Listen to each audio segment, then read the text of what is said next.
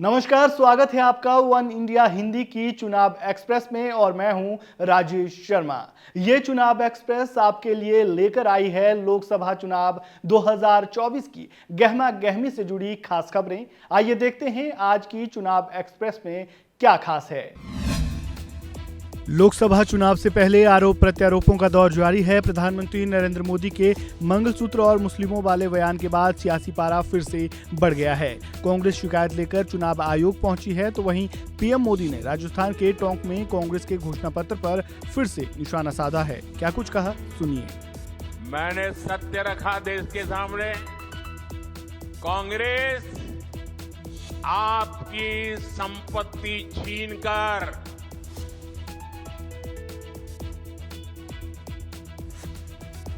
उनके खास लोगों को बांटने की गहरी साजिश रचकर बैठी है।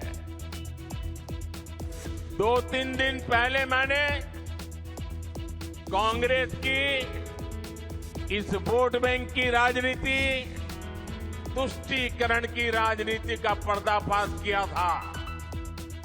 इससे कांग्रेस और उसको सिस्टम में उनको इतनी मिर्ची लगी है कि वो हर तरफ गालियां देने में टूट पड़े। जो आए वो मोदी को गाली दे रहा है। मैं कांग्रेस से जानना चाहता हूं, आखिर कांग्रेस सच्चाई से इतना डरती क्यों? पीएम मोदी ने जहां राजस्थान के टोंक में कांग्रेस के घोषणा पत्र पर सवाल उठाए, तो वहीं उत्तर प्रदेश के मुख्यमंत्री योगी आदित्यनाथ ने बागपत में कांग्रेस के घोषणा पत्र की तुलना तालिबानी शासन से कर दी। क्या कुछ कहा, सुनिए। जब कांग्रेस के घोषणा पत्र को आप देखते हैं, दो बातें उन घोषणा पत्र में नजर आती हैं। एक, कांग्रेस कहती है कि हम व्यक्तिगत कानून को लागू करके सरिया कानून को लागू करवा देंगे। इसका मतलब बाबा साहब भीमराव अंबेडकर के द्वारा बनाए गए संविधान के लिए ये लोग खतरा पैदा करना चाहते हैं, यानी देश के संविधान को ये खतरे में डालना चाहते हैं। तालिबानी शासन लागू करना चाहते हैं। क्या हम तालिबानी शासन को स्वीकार करेंगे? क्या ये देश तालिबानी शासन को स्वीकार करेगा? और दूसरी तरफ क्या कहते हैं? कांग्रेस का घोषणा पत्र कहता है हम एक झटके में गरीबी मिटा देंगे। और गरीबी कैसे मिटाएंगे? यानी आपकी संपत्ति को हड़प करके। पीएम मोदी के बयान को लेकर विपक्ष की ओर से बयानबाजी का दौर जारी है। अब सपा प्रमुख अखिलेश यादव ने इस पर पलटवार किया है और कहा कि लोग जो सत्ता से बाहर जो आ रहे हैं, उनके भाषणों में चुनाव के परिणाम का रुझान दिखाई देने लगा है। सुनिए। ये हार का रुझान है। मैंने इसीलिए कहा कि इलेक्शन खत्म होने के बाद चुनावी परिणाम के रुझान आते हैं, लेकिन ये तो चुनाव का पहला चरण खत्म हुआ है, उसी में रुझान आने लगे हैं। ये भाषा का इस्तेमाल करना, इस तरह की बात करना हमारे लोकतंत्र को कमज़ोर करता है। जो संविधान है, जो इलेक्शन कमीशन है, इन चीज़ों पर रोक लगाता है। ये तो मन की बात है जो किसी और के माध्यम से किसी और पे थोप के कही जा रही है, लेकिन जनता जानती है कि किसान बर्बाद हुआ है और नौजवान की 1/3 जीवन बर्बाद हो गया। सोचो 10 साल में, और उम्र क्या होती है जीवन की, तो 1/3 जीवन इन्होंने खराब किया। इसलिए नौजवान और किसान और व्यापारी मिलकर के सरकार का सफाया करने जा रही है। अखिलेश यादव के अलावा पीडीपी प्रमुख महबूबा मुफ्ती ने भी पीएम मोदी के बयान पर पलटवार किया और बीजेपी पर निशाना साधा। क्या कुछ कहा, सुनिए। देखिए, जो लग रहा था, जो बीजेपी नारा दे रही थी 400 पार और 370, वो सारा उसका वो जो है उसकी फूंक निकल गई।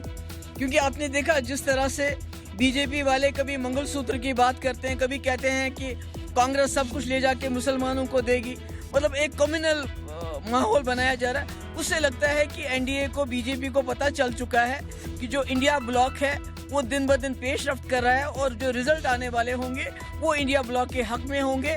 वो सबको हैरान करने वाले होंगे, क्योंकि नौजवान सोचता है कि अगर मुझे नौकरी देगा तो वो इंडिया ब्लॉक देगा। अगर महंगाई कम करेगा तो इंडिया ब्लॉक करेगा। बीजेपी सिर्फ हिंदू मुस्लिम को लड़ाने में लगी हुई है।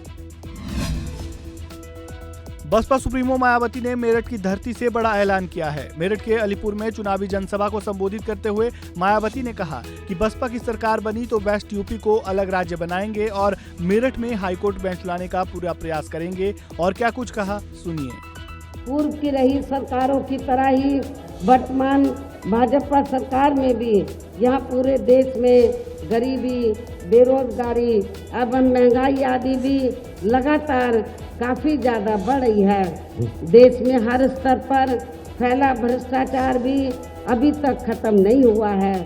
साथ ही अपने देश की सीमाएं भी अभी तक पूरे तौर से सुरक्षित नहीं हैं।